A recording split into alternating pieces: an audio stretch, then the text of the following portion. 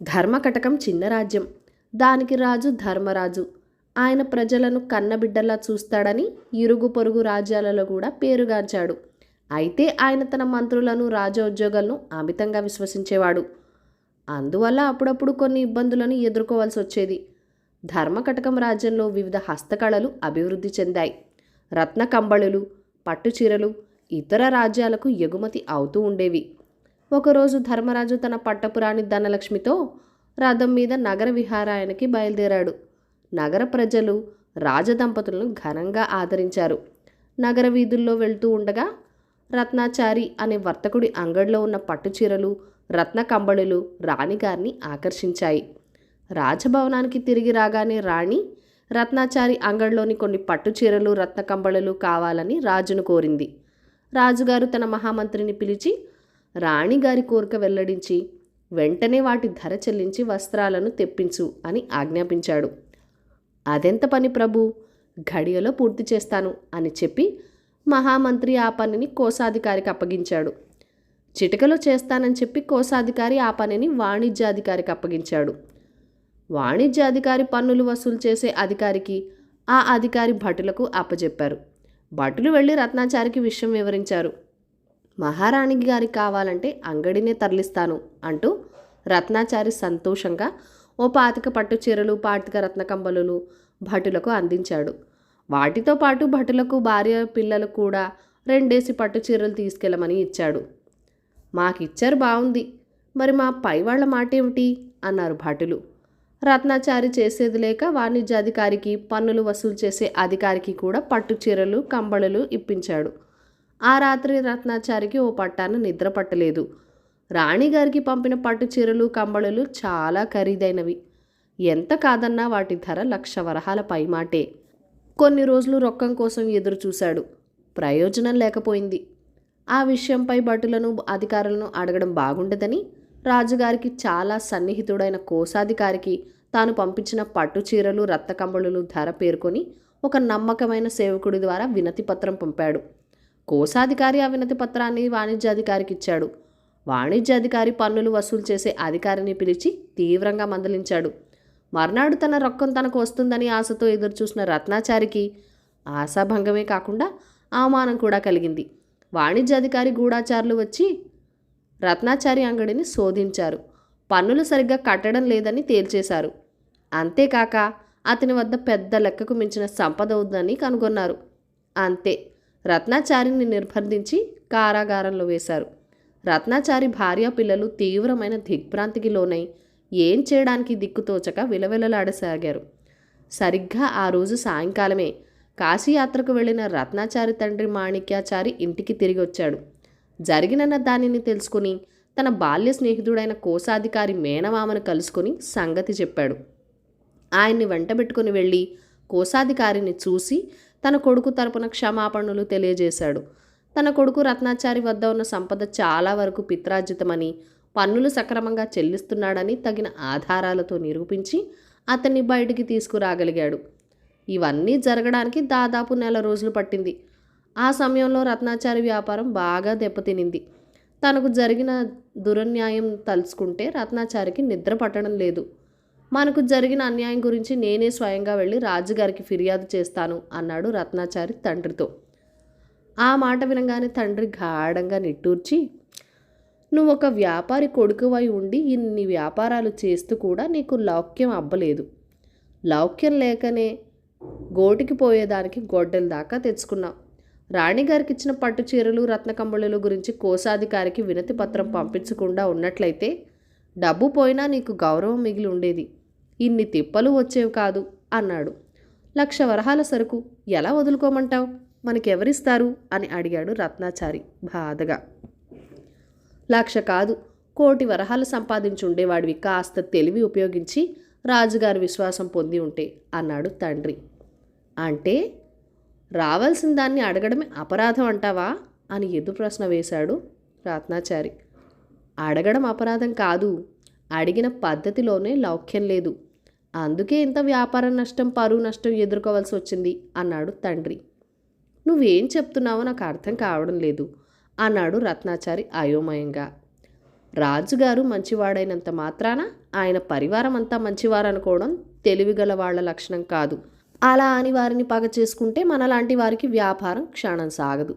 అందుకే వ్యాపార రహస్యాలు తెలుసుకొని లౌక్యంగా వ్యాపారం చేసుకోవాలంటాను. ముక్కుసూటిగా పోయేవాడికి ముక్కు పచ్చడవుతుంది. ఇంత అనుభవించాక కూడా నీకు తెలిసి రాకపోవడమే ఆశ్చర్యంగా ఉంది అన్నాడు తండ్రి బాధగా. సరే, ఇప్పుడు నేనేం చేసి ఉండాలంటావు? డొంక తిరుగుడు లేకుండా సూటిగా చెప్పు అన్నాడు రత్నాచారి. నువ్వు మొదటే పెద్ద పొరపాటు చేశావు. రాణిగారు కోరిన చీరలు కంబళులతో పాటు భటులకు కూడా ఇచ్చావు. పై అధికారులకు పంపావు. అంటే వాళ్లను మంచి చేసుకోవాలనుకున్నావు. నువ్వు చేసిన ఆ పని ఒక విధంగా లంచమే కదా. అది నీకు బెడిసి కొట్టింది. అలా కాకుండా రాణిగారు కోరిన వస్త్రాలు నువ్వే స్వయంగా తీసుకెళ్ళి వెళ్ళి 10 మంది ఎదుట ఇచ్చి ఉంటే నీకు రావాల్సిన వస్త్ర ఖరీదులతో పాటు మంచి ప్రచారం కూడా వచ్చి ఉండేది. మన అంగడి ముందు రాణిగారు ధరిస్తున్న దుస్తులు మా దగ్గర దొరుకుతాయి అని ఒక చిన్న ప్రకటన పెట్టినా మన వ్యాపారం బాగా పెరిగేది. నీకు ఈ బాధలు నష్టాలు కష్టాలు వచ్చేవి కాదు, అవునా అన్నాడు తండ్రి.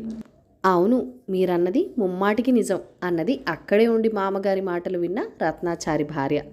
తండ్రి లోకజ్ఞానానికి వ్యాపార తెలివికి రత్నాచారి అబ్బురపడ్డాడు. ఇది జరిగిన 15 రోజుల తర్వాత రత్నాచారి తండ్రికి కోశాధికారి నుంచి పిలుపు వచ్చింది. ఆయన వెళ్ళి కోశాధికారిని కలుసుకున్నాడు. అప్పుడు కోశాధికారి, మీ కొడుకు రత్నాచారికి జరిగిన అన్యాయం రాజుగారి దృష్టికి తీసుకెళ్లాను.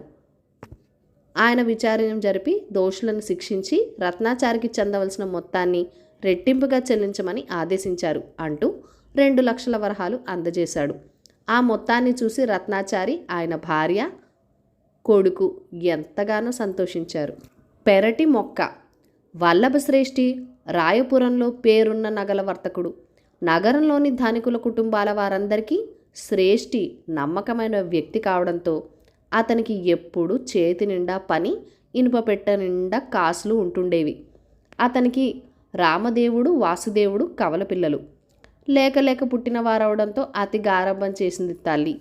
దాంతో ఇద్దరికీ చదువు పట్ల శ్రద్ధ లేకపోయింది. తండ్రి వ్యాపారం పట్ల కూడా ఆసక్తి లేకుండా స్నేహితులతో సరదాగా కాలక్షేపం చేయటం వాళ్ళ నిత్యకృత్యంగా మారింది. వల్లభశ్రేష్ఠికి పిల్లల ప్రవర్తన బాధ కలిగించసాగింది. వీరిద్దరూ ఇలా బాధ్యతారహితంగా తయారు కావటానికి నీ అతి గారాబమే కారణం. మనం వెళ్ళిపోయాక వీళ్ళెలా బతుకుతారు అన్నాడు ఆవేదనగా శ్రేష్ఠి భార్యతో. 4 తరాలు కూర్చుని తిన్నా తరగని ఆస్తి మనది. అల్లారు ముద్దుగా పెరిగిన పిల్లలు, కష్టపడి పనిచేసి సంపాదించిన అవసరం ఏముంది అని ఎదురు ప్రశ్నించేది ఆయన భార్య. ఇక ఆమెతో మాట్లాడి లాభం లేదనుకున్న శ్రేష్ఠి అంతటితో ఆ విషయాన్ని వదిలిపెట్టాడు. 2 రోజుల తర్వాత శ్రేష్ఠి కొడుకులను చేరపిలిచి, విజయనగరంలో ఉన్న నా మిత్రుడు వరదయ్యకు అత్యవసరంగా ఈ లేఖను ఇచ్చి రావాలి. ఆ పని చాలా గోప్యంగా జరగాలి. అందుకే మీ ఇద్దరిని పంపాలనుకుంటున్నాను. ఈ లేఖను తీసుకుని వెళ్ళి ఆయన చేతికి ఇవ్వండి. విజయనగరం అద్భుతమైన చారిత్రక నగరం. అక్కడ వింతలన్నీ చూసి నెమ్మదిగా తిరిగి రండి అన్నాడు. అన్నదమ్ములు అందుకు సంతోషంగా అంగీకరించి అప్పటికప్పుడు బయలుదేరి విజయనగరం వెళ్లారు. లేఖ అందుకొని చదివిన వరదయ్య మౌనంగా తల పంకించాడు. ఆ తర్వాత మిత్రుడు కొడుకులిద్దరికీ ఆతిథ్యమిచ్చి నగరంలోని వింతలు విశేషాలు చూడటానికి ఏర్పాటు చేశాడు. వరదయ్య భార్య వారిని ప్రేమగా ఆదరించింది. వరదయ్యకు కవల ఆడపిల్లలు శ్రేష్ఠ, శ్వేత చూడ చక్కనివారు, మంచి గుణవంతులు. వాసుదేవ రామదేవులకు వారి మీద ఇష్టం కలిగింది.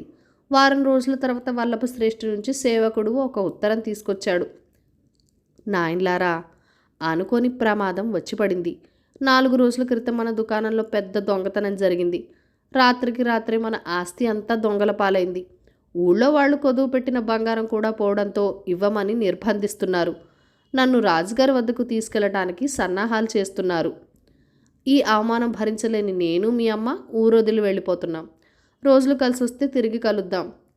ఉత్తరం చదివిన కొడుకులిద్దరికీ గుండె జారినంత పనైంది.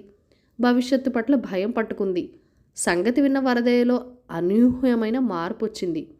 ఊరికే కూర్చొని తినేవాళ్ళకి పోషించడానికి నేనేం మీ నాన్నలాగా కోటీశ్వరుని కాను. ఇక మీ దారి మీరు చూసుకోండి అన్నాడు అన్నదమ్ములతో. ఆ మాటలు విని వాళ్ళు అవమానంతో కుచించుకుపోయారు. అయినా ఏ పని చేతగాని వాళ్ళకి తమ భుక్తి గడవడం ఎలా అందువల్ల అభిమానం చంపుకుని వరదయ్యనే తమకు ఏదైనా పని ఇప్పించమని అడిగారు అన్నదమ్ములు.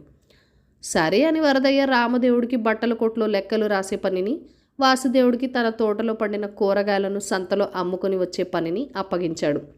మొదట్లో అసలు ఒళ్ళు వంగని అన్నదమ్ములు పని చేయలేక చాలా అవస్థపడ్డారు. చూసావా తమ్ముడు, ఈ వరదయ్య ఎంత కరకొటకడో, నిన్న లెక్కల్లో 10 రూపాయలు తక్కువైందని నాకు తిండి కూడా పెట్టలేదు బాధగా అన్నాడు రామదేవుడు వాసుదేవుడితో. అవునన్నయ్య, గంపల కొద్దీ కూరగాయల్ని మోసుకుని పొమ్మంటాడే తప్ప ఒక్క బండి కూడా కట్టించడు. రోజు 4 కోసల దూరం బరువులు మోస్తూ వెళ్ళి వస్తున్నా జాలి లేదు అని తన గోడు చెప్పుకున్నాడు వాసుదేవుడు. పోనీలే, నాన్నగారు అన్నట్టు కష్టపడేవాడికి ఫలితం దక్కకుండా పోదు, మనకి మంచి రోజులు వస్తాయి అని తమ్ముడిని ఊరడించాడు రామదేవుడు. రోజులు గడుస్తున్న కొద్దీ అన్నదమ్ములిద్దరికీ పని మీద శ్రద్ధ కలగసాగింది. వ్యాపారంలోని మెలకువలు అర్థం కాసాగాయి. వరదయ్య కూతుళ్ల శ్రేష్ఠి రామదేవుణ్ణి, శ్వేత వాసుదేవుణ్ణి అభిమానంగా చూసుకోసాగారు. వరదయ్య నెల జీతం కింద కొంత సొమ్ము ఇవ్వడంతో దానిని జాగ్రత్తగా దాచుకున్నారు అన్నదమ్ములు. 6 నెలల తర్వాత వల్లభశ్రేష్ఠి భార్యతో కలిసి విజయనగరం వచ్చాడు. తల్లిదండ్రులను చూసిన అన్నదమ్ములిద్దరూ కన్నీటి పర్వంతమయ్యారు. ప్రయోజకులైన కొడుకులను చూసి తండ్రి కూడా సంతోషించాడు. మిత్రమా, పోయిన సొమ్ము దొరికింది, కష్టార్జితం ఎక్కడికి పోదని అర్థమైంది. ఇక మా ఊరెళ్తాం, నీకు వెనవేల కృతజ్ఞతలు అన్నాడు శ్రేష్ఠి వరదయ్యతో. మీ కొడుకులతో పాటు కోడల్ని కూడా తీసుకెళ్ళు మిత్రమా, నా కూతుళ్లకు ప్రయోజకులైన భర్తలు దొరికారు అన్నాడు వరదయ్య నవ్వుతూ. శ్రేష్ఠి అందుకు సంతోషంగా అంగీకరించాడు. పెళ్లి జరిగిన మర్నాడు, నా బట్టల వ్యాపారం కన్నా నీ బంగార వ్యాపారం విలువైనది కదా, నాకన్నా నువ్వే మంచి వ్యాపారవేత్తవు, నువ్వే నీ కొడుకులను దారిలో పెట్టచ్చు కదా, దొంగతనం జరిగిందన్న నెపం మీద నా దగ్గర పని వాళ్లను చేశావెందుకు అని అడిగాడు వరదయ్య వియ్యంకుడిని రహస్యంగా. పెరటి మొక్క వైద్యానికి పనికి రాదంటారుగా, నా దగ్గరున్నంతకాలం నా బిడ్డలకు కష్టించే తత్వం రాదని అర్థమైంది. అవసరం ఉంటే తప్ప వాళ్ళు ఏ పనికి లొంగరని తెలిసింది. అందుకే ఈ యుక్తిని అమలు చేశాను అన్నాడు వల్లభశ్రేష్ఠి. తండ్రికి దక్క తనయులుగా అనిత కాలంలోనే రామదేవ వాసుదేవులిద్దరూ రాయపురంలో మంచి పేరు తెచ్చుకున్నారు. కడుపు తీపి కారం. వీసాల దేశంలోని శంఖవరం, పంకవరం ఇరుగు పొరుగు నగరాలే అయినా పౌరుల ఆచార వ్యవహారాల్లో, ఆహార అలవాట్లోనూ చాలా తేడాలున్నాయి. శంఖవరం పౌరులు కారం ఎక్కువ తింటారు, పంకవరం పౌరులు తీపి పచ్చడి పదార్థాలు తింటారు. శంఖవరంలో ఉండే పద్మకు పంకవరంలోని చంద్రంతో పెళ్ళయింది. భర్త అత్తమామలు మంచివారే కానీ అత్తవారింట ఎవరు కారం నోటబెట్టరని, చప్పికూడు తినలేకపోతున్నానని పద్మ తల్లిదండ్రులను కలిసినప్పుడల్లా గోల పెడుతుండేది. అందువల్ల వీళ్ళు కుదిరినప్పుడల్లా తల్లి ఆమెకి ఊరగాయలు, పచ్చళ్ళు అందజేస్తుండేది. ఇలా ఉండగా శంఖవరానికి చాలా దూరంలో ఉన్న మయూరిపురికి చంద్రం ఉద్యోగరీత్యా రాజప్రతినిధిని వెంట పెట్టుకుని వెళ్ళి తన కుటుంబంతో సహా కొన్నాళ్ళు గడపవలసి వచ్చింది. పంకవరం తిరిగి రావడానికి 4 ఏళ్లు పట్టింది. ఆ 4 ఏళ్ల పాటు పద్మ తల్లిదండ్రులు కూతుర్ని చూడలేకపోయారు. అప్పటికి పద్మకో కూతురు పుట్టి 3 ఏళ్ల వయసుదైంది. కూతురు అల్లుడు తిరిగి వచ్చారని తెలియగానే పద్మ తల్లిదండ్రులు వాళ్ళని చూడబోతూ పద్మకిష్టమని బాగా కారంగా ఉండే పచ్చళ్ళు, ఊరగాయలు వెంట తీసుకుని వెళ్ళారు. అయితే వాటిని చూసిన పద్మ తల్లిదండ్రులతో, నా కూతురు కారం బొత్తిగా తినలేదు, దాని కోసమని నేను చప్పుడు కూడా అలవాటు చేసుకున్నాను. మీరు తెచ్చిన ఊరగాయలు అవి మునుపటి కంటే ఎక్కువ కారంగా ఉన్నాయి. అలాంటివి తిన్నారంటే ఈ వయసులో మీకు ఆరోగ్యం ఏం కావాలి అన్నది. ఈ ఊరగాయలు పచ్చళ్ళలో ఉన్నది కారం కాదు, కడుపు తీపి. నువ్వు నీ కూతురికి చేసినట్టే మీ అమ్మ తన కూతురి కోసం ప్రేమతో వీటిని అలా తయారు చేసిందంతే అన్నాడు పద్మ తండ్రి. ఈ కథను రచించిన వారు జొన్నలగడ్డ రామలక్ష్మి గారు. కథ కంచికి మనం ఇంటికి. ఈ కథలను లైక్ చేయండి, షేర్ చేయండి. మన ఛానల్ని ఫస్ట్ టైం చూస్తున్నట్లయితే కనుక ప్లీజ్ సబ్స్క్రైబ్ చేసుకొని మీ సపోర్ట్ ఇవ్వండి. మీ అమూల్యమైన ఫీడ్బ్యాక్ అండ్ సజెషన్స్ నాతో కామెంట్ సెక్షన్లో కూడా షేర్ చేసేయండి. Thank you for watching. Bye bye.